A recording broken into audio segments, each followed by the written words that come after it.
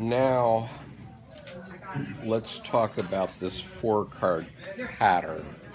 Okay, so I'm going to talk about the 4-card pattern. And it's actually this. So let's open our cards. And so, pardon? Pardon? Finally, she gets to play with the cards. Yeah, okay. She's been so good. Okay, and so by some traditions, you wrap your cards in silk to keep out bad energies, okay? And your cards are your cards, and they have your energies in them. And these cards, I happen to have a very large deck of tarot cards here. And so this particular deck I've had under my desk wrapped in this silk for about 20 years. But thanks to this group, I have an excuse to get it out, and it is truly relevant to Jungian psychology, and so therefore it's appropriate for this group. And so I'm going to play with it like this. Okay, so what we're gonna lay out is the 0 card, which is the Fool, the Magician, the High Priestess, and number 21, which is the World, number 21 of the Major Arcana, which is the World. Okay. And, pardon? Could you repeat those? Okay, so it's 1, 2, 0, 1, and 2, and 21, which is the World. Just the last card. The last. The Fool is the first card. The last Or of the the major arcana. Yeah. So the World is the last card of the major arcana. But what we want to understand about this 4-card layout, this is an important 4-card layout, because... Pardon? Can I ask a question? Sure. So this is more than the Minor Arcana? Well, Like everything. let's put it this way. The major arcana are the major events of life, and they are each an archetype in their own right. Okay? The minor arcana are major events of life and how those interact with the major arcana. Okay? Yeah. Okay, so, pardon? No, I didn't bring my little brain thing. You don't have to play because you can see my cards. That's right. Okay.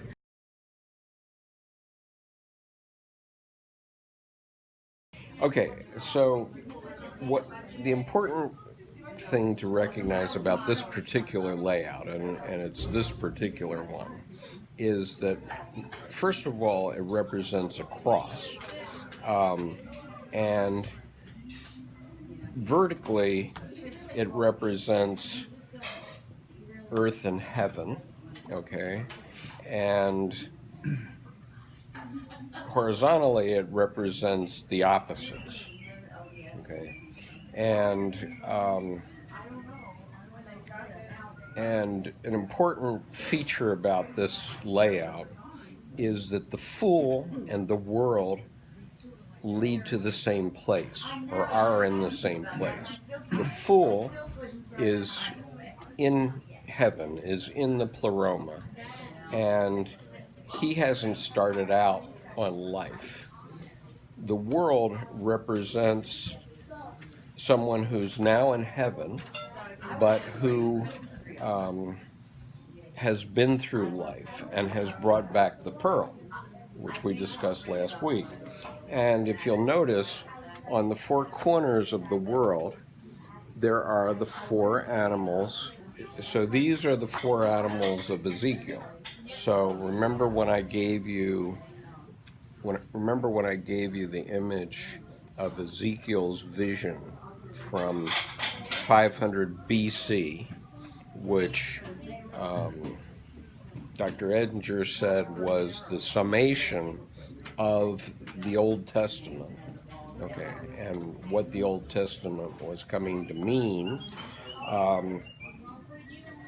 So that vision had the vision of the man, but he was supported by the eagle, the ox, and the lion, right? And on ancient European cathedrals, you can often see these features. You see these things in gargoyles and all kinds of stuff in cathedrals, especially in Europe, but I think you can probably see them over at the Naval Academy, since the Naval Academy is the cathedral of the Navy. Isn't there like a Freemason temple or something over at DuPont Circle around that area? Oh, yeah. Yeah. Yeah. I think they might do that. Right. And so this isn't the only place that this vision of Ezekiel emerges, but it's here in the world. But the point is, the fool is the guy before his parents kick him out of the nest and send him to go find the pearl. And the world represents him after he's come back and he's brought back the pearl of great price. And so that's, and by the way, both of these images are hermaphroditic. Okay, so in some card decks, the fool is a woman and the world is a man, or it might be a hermaphrodite too, because it doesn't matter whether it's male or female in terms of this card. It's everybody goes through this. Okay, so let's see.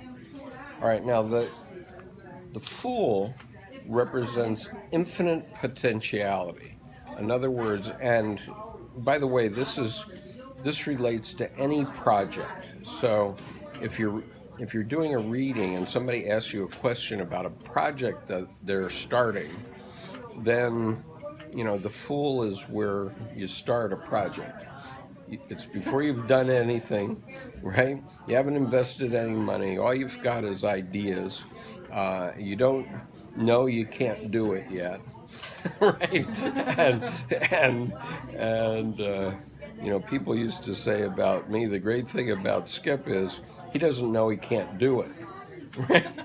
That's a good quality. And they also used to say that I could make things happen where the initiator of an idea couldn't make it happen, but I would make it happen in business. So anyway, the fool is the guy who says, oh yeah, I'd be happy to pick up my wife and 2 kids, and my wife's pregnant, and move everybody to Japan. And oh, by the way, Claire, it'll be just fine that you're going to deliver this baby in Tokyo. That's perfect. It's, and when we set out on that trek, it was, it was like that. I mean, we didn't know what we would run into, but it was okay. And they gave me a $5,000 travel advance. And after the first week, I was out of money. So I was in Tokyo and I was out of money, and I had to send a telex back home saying, send more money.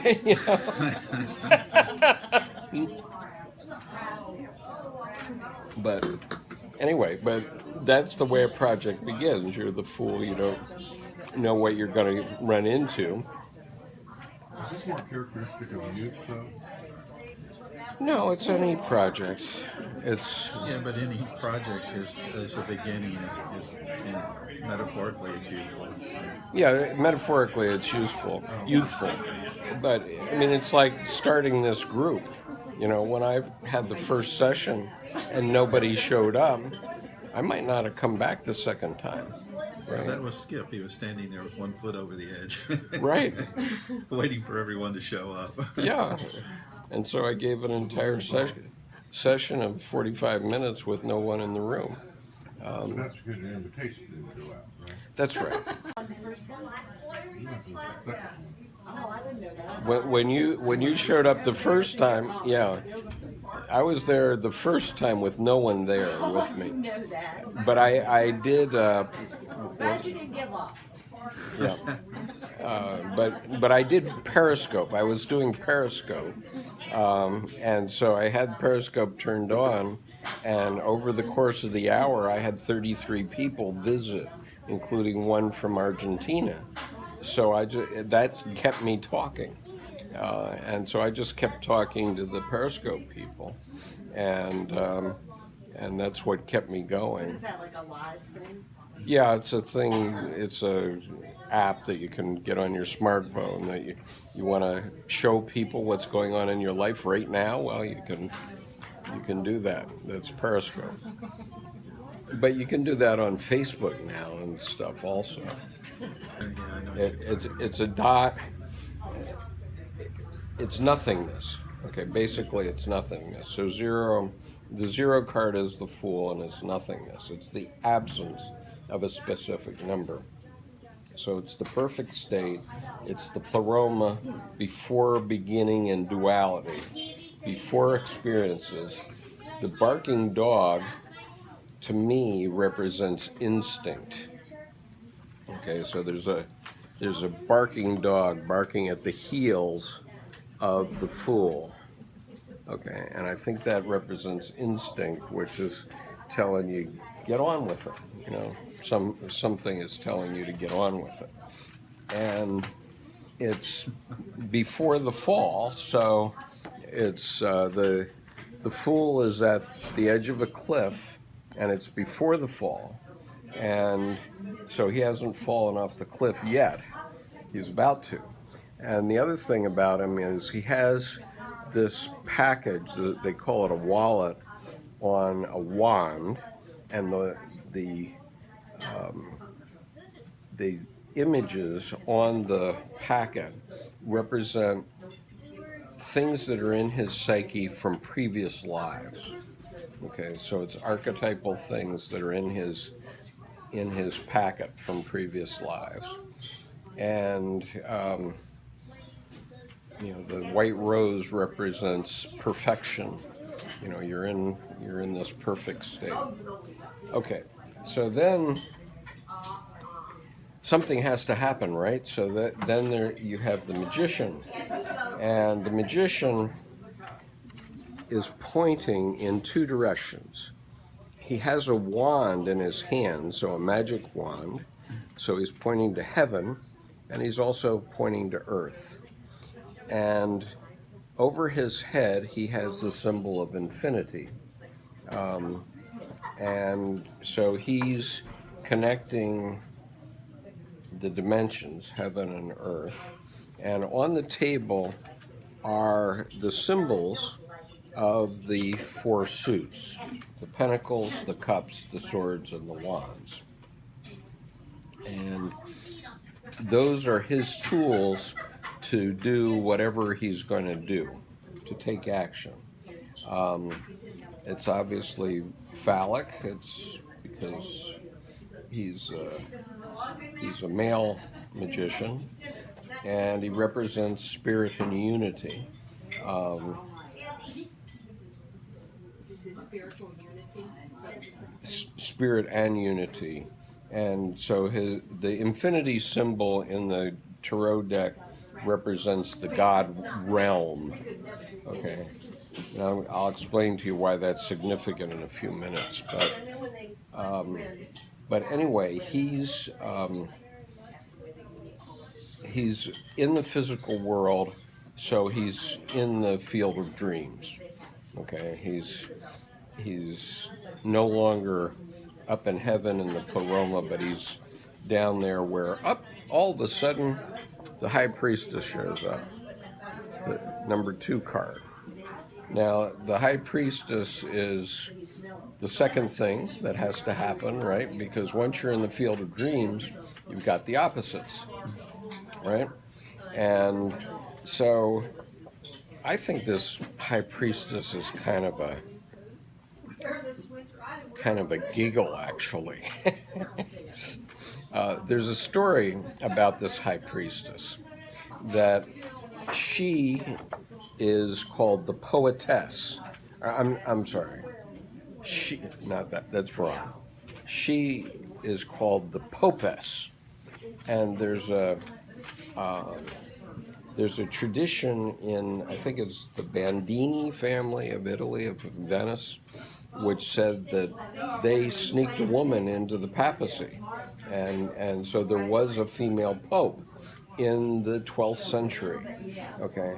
And that was the first inkling of what Dr. Jung was later talking about in Answer to Job, where the feminine principle was coming through. And this family had this popess who hid the fact that she was a woman throughout her career as a pope, except that she died in childbirth on Easter Sunday. I mean, that's the tradition. That's the tradition. But okay. All right. So anyway, in this card, the pillars represent the opposites, and these two pillars are called Boaz and Jakin. And do you know what Boaz and Jakin are? They're the names of the two pillars to the entrance of the temple of Solomon in Jerusalem. And so, and of course, like the yin and yang, which have a dot of the opposite color so the black part of the yin part of the yin and yang has a white dot in it, and the white part, the yang part, has a black dot in it, which says that, you know, we're actually contaminated. There's no perfect duality anywhere. And so that's what it's saying. And, you know, the cross is not necessarily, I mean, it can be the Christian cross, but it's referring to the same layout, this cross layout of heaven and earth, and the same ideas of coming out of the pleroma and then having wisdom by going through the whole thing, and the opposites. Also, the veil behind her represents the boundary between conscious and unconscious. Okay, so that represents the boundary between conscious and unconscious. And notice that she's holding a book, the title of which is Tora, which is the Jewish 5 books of the Bible. First 5 books of the Bible is the Torah. And the moon here represents mystery and femininity. I think the fact that her clothes don't fit her well, they're sort of just hung over her, suggests that she's an ingenue, and I think has kind of a deer in the headlights look. She's all of a sudden she's in the field of dreams. She doesn't know why she's there. She knows there's a magician here, but besides that, she doesn't know why she's there. And she's just any young virgin trying to find her way in the world, but, you know, her family has draped over her these clothes that are too big for her and made her carry the Torah, made her wear the cross, and they're trying to do everything for her, and she just doesn't know. And somewhere there's a description in here of what the crown is. I'm sorry I forgot that. But in any case, the Magician and the High Priestess represent the opposites that the Fool runs into through his project, whatever project it is, okay? And so that's the general idea, okay? And then the world represents, again, unity, okay? And it represents enlightenment through experience. She's naked because she's outside the material world. Okay, so again, she's back in heaven. She's there with Ezekiel's vision.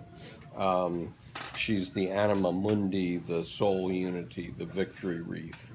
Oh, and the victory wreath means she found the pearl and took it back to the pleroma, right? That's what the victory wreath represents.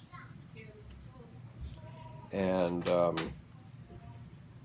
the two wands represent that there are separate qualities, but they're subordinated to higher freedom and joy in a light way.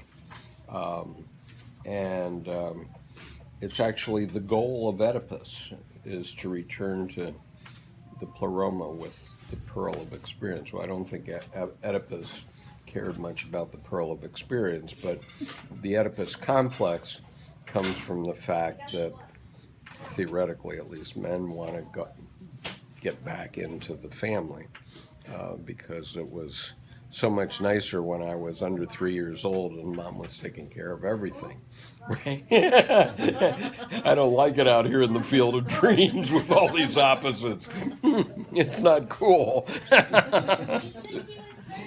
Okay. All right, so that is this 4-card pattern, and that is a pattern that should be kept in mind throughout your readings, okay? All right. Yeah, go ahead. So, like, this is like pretending these came out random like this, right? Or does that happen every time? Oh, no. It doesn't happen every time. This is a training of how to read the tarot cards, okay? And so what I'm doing is training you about some concepts, okay? And so if you're doing a reading at some point, you know, there could be a 4-card reading, as I'll show you in a few minutes. There could be a 4-card reading, but it's what I've been talking about are some of the things you could talk about with these 4 cards out there. So you would just flip them over and say if these 4 popped up, that's how you would do it. That's kind of how you would look at it. Well, and it's kind of how, it's a way of looking, this 4-card pattern is a way of looking at what the tarot is doing, okay? What the tarot is doing is from the Fool, who's starting in the pleroma, you got the hymn of the pearl going on, which we discussed last week, until you get to the world, which is you're bringing back the pearl back into the pleroma. You're bringing back new knowledge, wisdom into the pleroma. In order to get there, you have to get through these opposites, okay? But there's millions of opposites, so this is only an example. Gotcha, that's kind of what I was asking. But Okay. that set of opposites is like this, the way you, those are the ways you get through the world. Sometimes you're active, the magician. Sometimes you're passive and Right. receptive, you're the high priestess. So you can't just be one or the other. You have to find that balance. Right. That's the way I would see it. And so with any project, okay, let's just say this is a project and you're giving a reading about a project. With any project, you know, it'd be good to have the magician come up because that suggests action, that something's going to happen in your project. But if the high priestess comes up, that might suggest, well, geez, maybe you ought to think about it a little more, you know, Or let it cook a little more in your percolate a little unconscious. longer. Gestation, it requires more gestation, yeah. That's a good way to say it. And so the magician has all the tools at his disposal. He has the pentacles, the cups, the sword, and the wands. And it's a question of how does he use them. So in any project, you know, those things are going to be needed, and you know, they're described based on those dimensions that we were talking about earlier.